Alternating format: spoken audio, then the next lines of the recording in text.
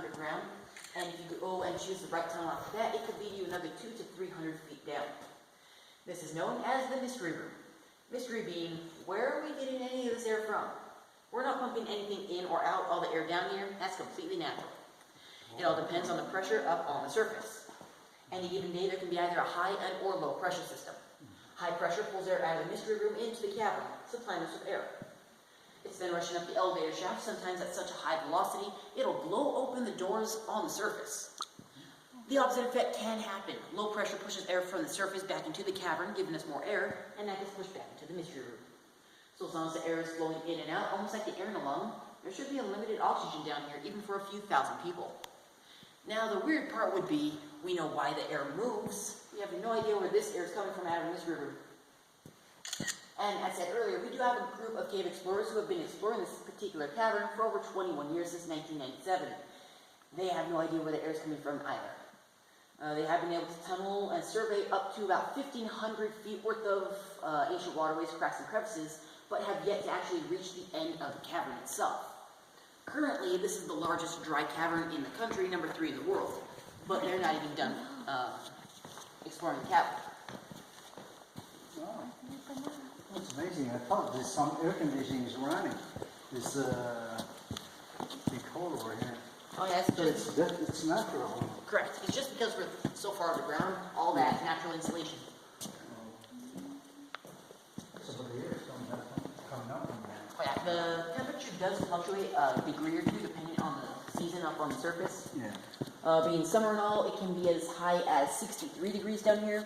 In the winter, when the air is coming down through the elevator shaft, bringing the cold air, it drops to about 59. Watch the step of the corner. This will be the steepest of the hills, being close to 40% grade incline. So, again, watch the step and take your time. It is a cavern, so you will hear me remind you of that every 5 seconds.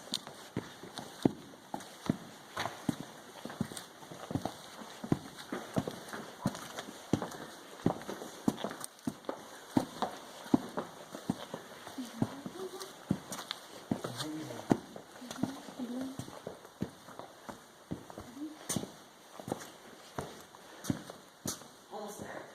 But before we go to the food, we also do get a little bit of better with all the supplies. You can tell there's almost 3 times more than what's in the front.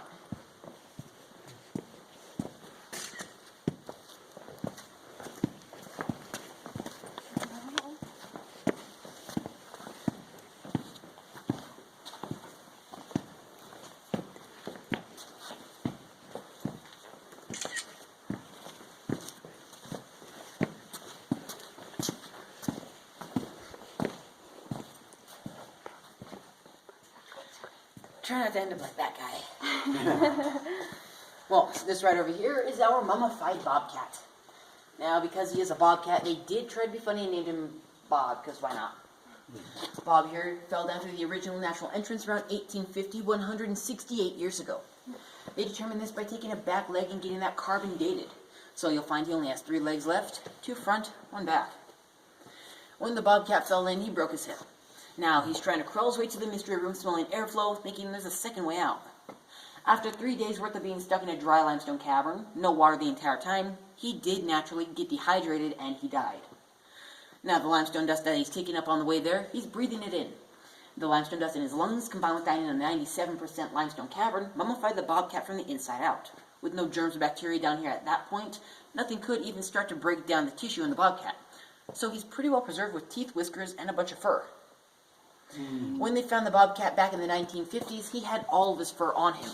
But then they passed the guy around, so a lot of the fur did flake off. And that's where this guy comes in. He's from eBay. He's the before picture, and they named him Robert, because Bob was taken. In the off chance you had never seen a bobcat before. It does happen every now and then. Now, just keep in mind, this guy over here is actually quite small for a bobcat. I'm not even sure if that's actually what this replica is. Bobcats on the surface can be 3 to 4 times that actual size. They do get pretty big. Almost the size of an actual mountain lion.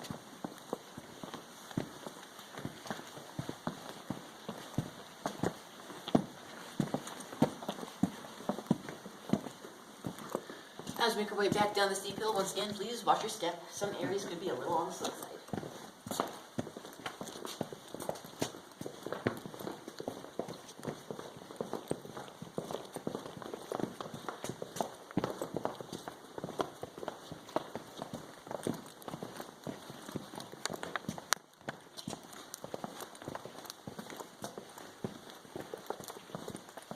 Right through here, please watch your head on the rock and watch your step around the corner. Although you can tell some areas they did have to blast some rocks out of the way. You can kind of see the blast pattern. Kind of fractured the rock. Now the barrel's full of water. Yeah. Most of them do still have water in them, just you cannot drink it right now. It's all gone stagnant from being still in a cavern for half a century. Wow. If you tried to drink it right now, you would definitely get sick. That being said, they brought down iodine tablets back in 2011. You put a couple iodine tablets in each barrel, wait half an hour to an hour for it to dissolve, and it should be drinkable. Oh. Just because you're using an iodine tablet, it's going to taste quite nasty. Iodine doesn't taste all too great. As we make our way down through here, please watch your head. Really specifically, if you're 5 or 6 foot or over, under 6 foot tall, you're perfectly fine. Trust me. I'm one of the only tour guides who don't have to actually duck down here. Oh. Large stairs here, smaller ones right after. You can tell quite a few people have tripped over that. There's a dent in the floor from 60 years of people tripping. You need to paint that red, glowing paint, something. If you look in the wall over there, you'll find there is a dead end. But if you take a look up, there's also technically a dead end, but this one's enormous. This is known as Mammoth Dome because it's enormous. It has nothing to do with the actual prehistoric animal. From where we are standing right now up to where that stops, this is about 142 feet. After the ceiling, if you somehow dig through 60 feet of solid rock, you will end up right behind our building in the employee parking lot. Just to give you a feeling of where we are right now. Oh, okay. What? Now, the reason we do have the occasional hole in the walls and ceilings, that's because at one point this was a wet cavern. It was completely submerged. Somewhere in there. The cavers are thinking the water may have started turning like a washing machine. The main reason most of the caverns down here do have an arch-like shape to it. Yeah. With the water constantly churning for millions of years, it got into weak cracks and crevices. This being one of them. You can see the crack back there. Yeah. The water got into the crack and started to follow it up, effectively dissolving the rock as it went, all the way up till it stopped. The only reason it did stop and didn't reach the surface, that's because the water level did eventually start to drop as we're being picked up and out of the water table. With the water level dropping, so did the water pressure. The cavern's not being carved out anymore and quit growing entirely. But like I said earlier, it's the largest in the country so far. If you've seen, or if you've been looking at a lot of the walls down here, you'll find they have these weird formations. Kind of look like popcorn. Yeah.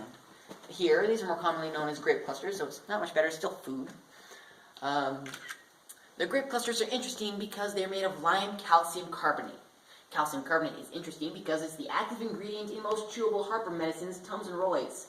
It's also in chalk. I don't suggest you eat chalk, that'd be horrible. In any case, we've been told by our caver group who work with ASU to do all the research, this stuff should theoretically be edible. You could use it for your heartburn.